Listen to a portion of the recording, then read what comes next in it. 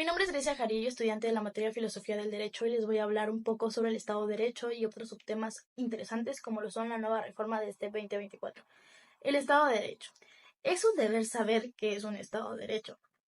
Bien, pues el Estado de Derecho es un Estado cuyo poder y actividades están regulados y garantizados por ley y donde se respeta sin condiciones el derecho vigente. ¿Cuál es su origen? Pues surge por la oposición al Estado absolutista, donde el rey estaba por encima de todos y no tenía contrapesos.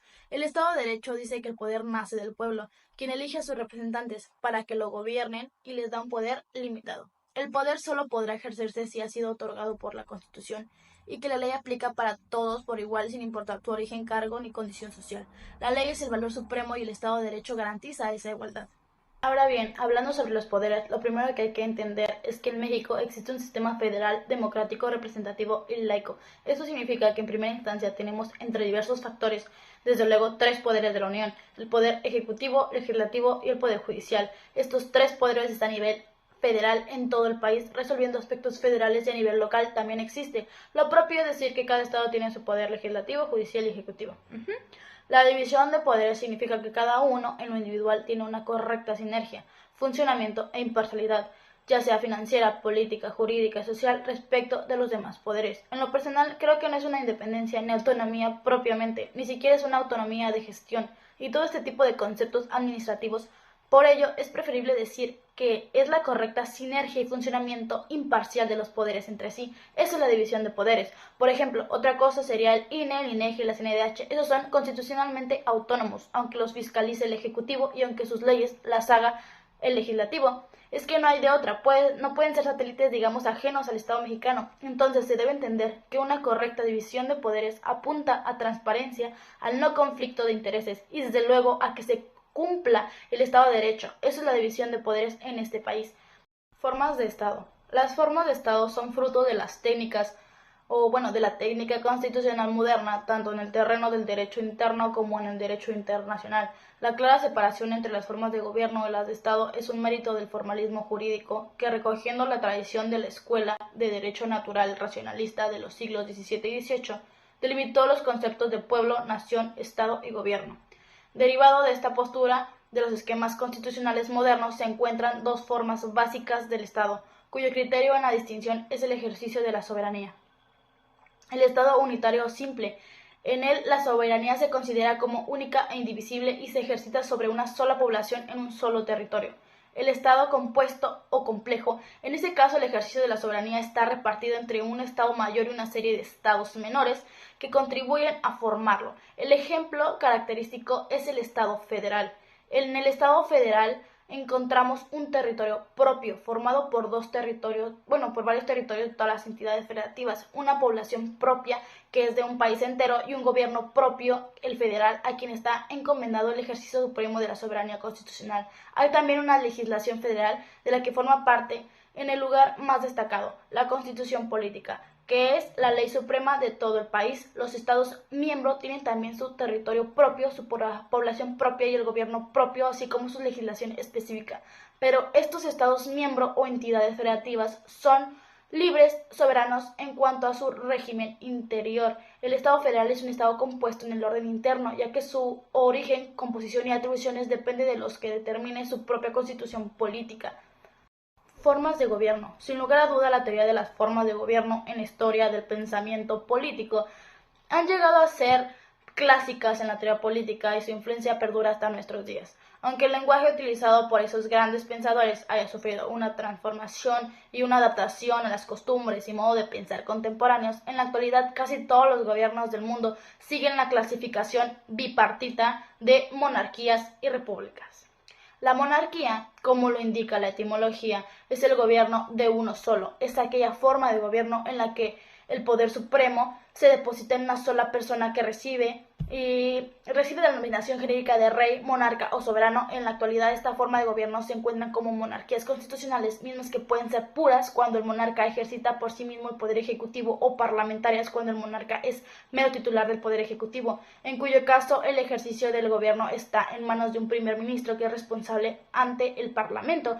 La república, es la forma de gobierno en la cual el jefe de Estado es designado por elección popular para un periodo constitucional. El jefe de Estado suele ser denominado derecho como presidente de la República y gobierna con un gabinete de ministros, con los cuales integra el poder ejecutivo del país. Su posición está equilibrada en el plano jurídico constitucional, la que de los demás poderes públicos. La forma de gobierno republicano tiene dos modalidades: básica presidencial. Esta modalidad, el presidente de la República reúne en su personal el goce y el ejercicio de las atribuciones que la Constitución política señala al Poder Ejecutivo. Es a la vez jefe de Estado y jefe de gobierno y encabeza con plenos poderes la administración pública, nombra a los miembros de su gabinete y los remueve libremente sin tener que dar cuenta de ello al Parlamento. Además, la Constitución le señala una serie de facultades que le dan una situación de gran relevancia en el Estado. Ahora, el parlamentario. En el gobierno parlamentario, el presidente de la República es el jefe de Estado, pero no es el jefe de gobierno. Tiene un goce, pero no el ejercicio de las atribuciones del Poder Ejecutivo. El gobierno está en manos de un primer ministro o canciller emanado del partido que se quedó victorioso en las elecciones y que responde de sus actos ante el Parlamento. La forma de gobierno más consumada del republicano presidencial, mismo que se ha considerado como el primero en la época contemporánea, ¿no? Ejemplificado los Estados Unidos de Norteamérica. Ahora, el federalismo es una organización política en el cual las entidades autónomas e independientes realizan un pacto para unirse bajo un orden común, cediendo parte de su soberanía a un poder central, dando forma a una comunidad superior. El Estado federal, inicialmente el sistema federal, surge con el fin de proporcionar seguridad común a todos los integrantes de la Unión. Además, en el concurren dos niveles de gobierno y al mismo tiempo dos órdenes jurídicos, el federal y el estatal. Este tipo de organizaciones políticas tienen muchos aspectos similares y también algunas diferencias con las características propias del Estado federal, como las que a continuación se citan. Bueno, existe un reparto de las competencias de los poderes legislativo y ejecutivo entre una autoridad central y varias locales. Sin embargo, a diferencia de lo que sucede en el Estado federal, el cual representa el poder supremo en los sistemas confederales, como señala Kelsen, la competencia de mayor amplitud y de más importancia corresponde a los Estados miembros, y la competencia asignada a los órganos centrales representa una excepción. El federalismo implica autonomía política, participación ciudadana, comunidad, eficiencia y equidad. Ahora, el federalismo mexicano se encuentra en el artículo 40 de la Constitución Política de los Estados Unidos Mexicanos de 1957. Es voluntad del pueblo mexicano constituirse en una república representativa democrática federal compuesta de estados libres y soberanos en lo que concierne a su régimen interior, pero unidos en una federación establecida según los principios de esta ley fundamental.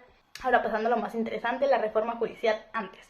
Pasando con la reforma al Poder Judicial, empecemos entendiendo que hay tres poderes en México: el ejecutivo, el legislativo y el judicial, y también hay tres niveles de gobierno: está el municipal, el estatal y el federal, que el federal abarca a todos los estados de la República. El Poder Judicial es el encargado de que las leyes y la Constitución de México se apliquen en el país y si no se están aplicando, que se sancionen.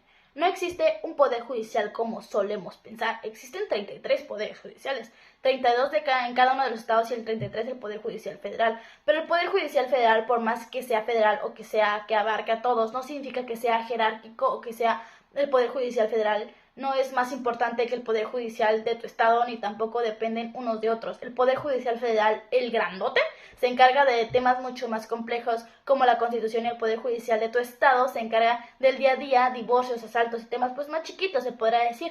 El Poder Judicial Federal está compuesto por departamentos. El departamento más alto, así el más bueno, es la Suprema Corte de Justicia, que está compuesta por ministros. Después, en la cadena alimenticia, están los tribunales, que están compuestos por magistrados, y después están los juzgados, que están compuestos por jueces, y hasta abajo hay secretarios y otro tipo de personal indispensable. Entonces, el Poder Judicial sí es jerárquico, y para escalar esta jerarquía, antes de la reforma, lo que necesitaba era una experiencia, un examen que era muy difícil. Entonces, si tú eres secretario o personal indispensable, después de un tiempo haces un examen y las mejores calificaciones pasaban a ser jueces.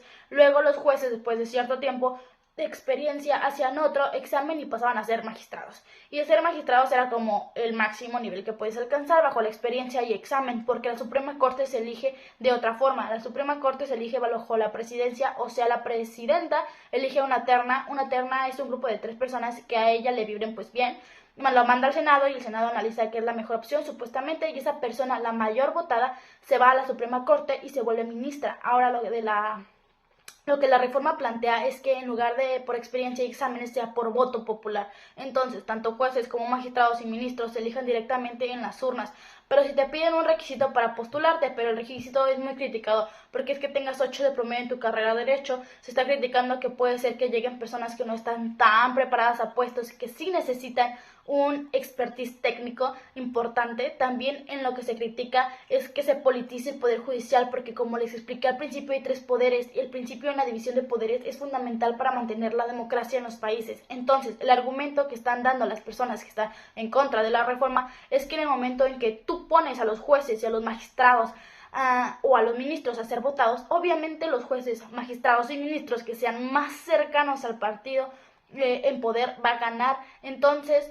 politizan el poder judicial y entonces vamos a tener jueces morenistas o jueces panistas y no va a ser pues lo más neutral que debería ser el poder judicial. También se le critica que no tenemos el presupuesto para llevar a cabo unas elecciones de esa magnitud, porque pues no sé, por ejemplo en el caso de Puebla van a votar a 210 personas, entonces son muchos candidatos que de por sí gente no está informada, menos vamos a estar informados 210 candidatos, ¿no? Ahora, por parte de los pros, que se dice que en el Poder Judicial hay mucho nepotismo y solamente llegan al poder ciertas personas que han tenido el privilegio de tener conexiones, generar experiencia laboral, poder generar el examen y pasar al siguiente nivel jerárquico. Entonces eso también se le critica al Poder Judicial pues pasado. Se critica también de por sí que la Corte pues ya está politizada porque la elige la presidenta y la vota el Senado, que usualmente en el Senado hay una mayoría del partido de la presidenta, entonces obviamente van a elegir a quienes sean más cercanos a la presidenta. Bien, ahora la reforma le da 6 meses a los poderes judiciales estatales para acoplarse y que en 6 meses ya empiezan a elegir no solamente a los jueces, magistrados y ministros del Poder Judicial Federal, sino jueces y magistrados del Poder Judicial Estatal. Algo que también se critica de la reforma que acaban de agregar son los jueces sin rostro. ¿Qué son estos jueces sin rostro? Según la reforma, cuando se trate de casos como de grupos organizados o temas peligrosos, puede aplicar la figura de un juez sin rostro, que es literalmente eso. ¿Quién sabe quién me está juzgando? Entonces eso es una violación al debido proceso. Eso puede llegar a afectar a poblaciones vulnerables, porque cualquier cosa puede considerarse crimen organizado y se pueden juzgar de la peor manera posible y no tienes modo de investigarlo porque ni siquiera sabes quién te está juzgando. También se va a reformar que en lugar de 11 ministros de la Suprema Corte de Justicia ahora van a ser 9. Al igual se le van a eliminar las salas de la Suprema Corte. Se va a sustituir el Consejo de la Judicatura Federal. Todo el Poder Judicial Federal tiene un lado disciplinario y un lado administrativo. El lado disciplinario es el que dice, este juez o este magistrado no le está dado todo y lo voy a correr, y el lado administrativo es el que se encarga pues de la administración, ¿no? Vaya la redundancia. Más en temas financieros o también en temas de quién entra y quién sale y todo lo que tenga que ver con la administración. Estas 2 chambas caían sobre el Consejo de la Judicatura, que quien la presidía o quien era la mera de este consejo también era la ministra presidenta de la Suprema Corte. Entonces se critica que la misma ministra de la Suprema Corte queda como el top del Poder Judicial, también se encargaba de la administración y la disciplina de todo el Poder Judicial. Entonces la ministra presidenta o el ministro presidente en otras épocas tienen mucho poder y también puede haber ciertos conflictos de intereses, porque ella misma es la que contrata gente o despide gente y ella misma es la que resuelve problemas si es que pues llegan a pasar hasta la Suprema Corte. Entonces esto se va a suspender y se van a crear diferentes órganos, uno que se va a encargar de la disciplina y otro que se va a encargar de la administración, y ninguno de ellos va a ser presidido por la Suprema Corte o por cualquiera de sus pues integrantes, van a ser totalmente gente aparte. También la reforma plantea que se va a prohibir otorgar suspensiones a leyes con efectos generales.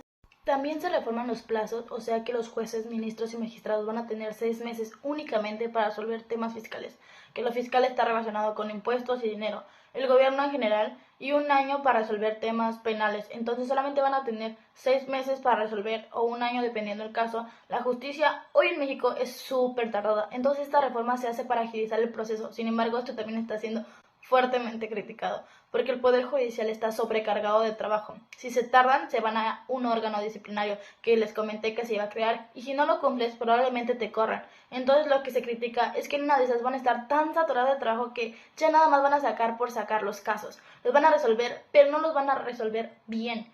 Y por último, va a haber una renovación de cargos de todos los cargos del 2025 para jueces, magistrados y ministros.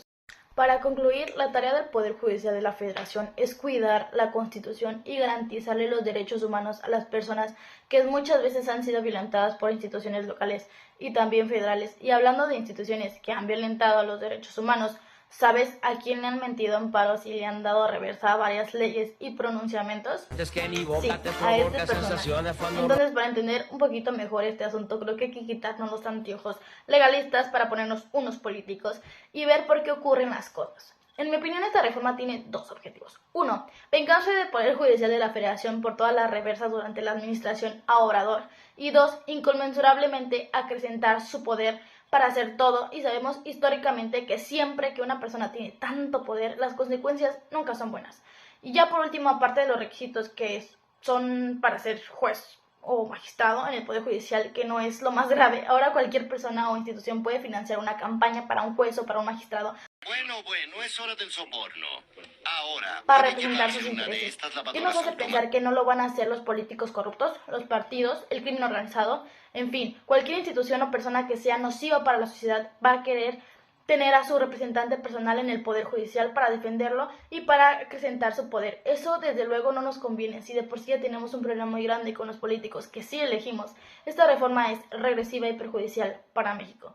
Eso ha sido pues todo de mi parte. Muchas gracias.